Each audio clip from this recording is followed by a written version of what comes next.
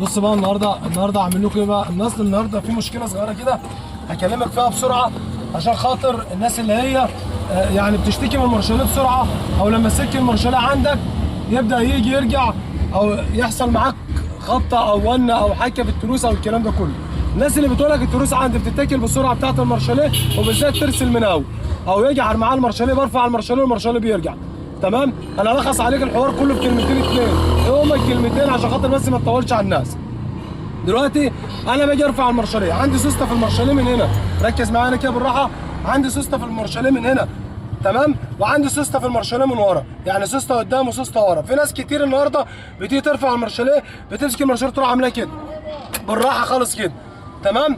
وفي ناس تانية بتيجي تشد المارشاليه تلاقيه محجر معاه ويضل برضه يكمل ويعافر معاه لحد ما المارشاليه يطلع معاه غصب عنه. لو انا خدت المارشاليه بالراحه زي ما انا هرفع كده، بص هنا كده للسوسته، السوسته بتعمل ايه؟ بتفرد اهي، بص اهي، ولسه المارشاليه عندي ما اتحركتش من تحت. طب دي المشكله عندي فين؟ المشكله عندي في سلك المارشاليه الداخلي من هنا، بيبقى السلك متاكل او قافش في بعضه، او في مشكله في الجراب، او السلك الداخلي منسر، او السلك الداخلي عايز يتغير، فبيسحب معايا المارشاليه بيخلي السوسته تفرد، فمره على مره السوسته بتروح فارده معايا.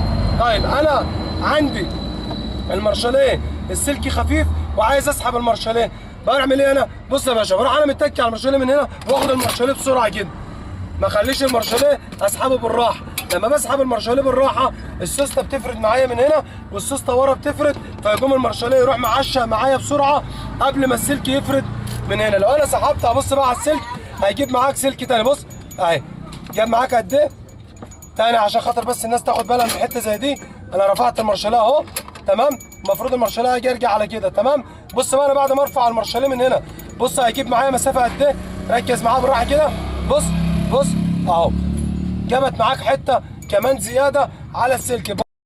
يبقى احنا قلنا دلوقتي هترفع المارشاليه، يبقى انت تروح عامل ايه؟ ماسك المارشاليه اهو، تروح رافع المارشاليه على طول نوبه واحده، ما تديش فرصه للسوسته ان هي تفرد. لما تاخده على طول زي كده ما بتديش فرصه للسوسته تفرد، بتجيب السلك بسرعه، لكن تسحب بالراحه بتفرد السوسته. حلو كده؟ يبقى رفعت المارشاليه، هرجع اهوت اروح ماسك الدراع من هنا واروح شايل المارشاليه على طول وراجع. لو جيت تشد تاني بص ما جابتش سم تاني، لكن لو انا هنزل واسحب بالراحه اهو، تمام؟ اهو هتيجي بص هتجيب تاني، بص اهي، تمام؟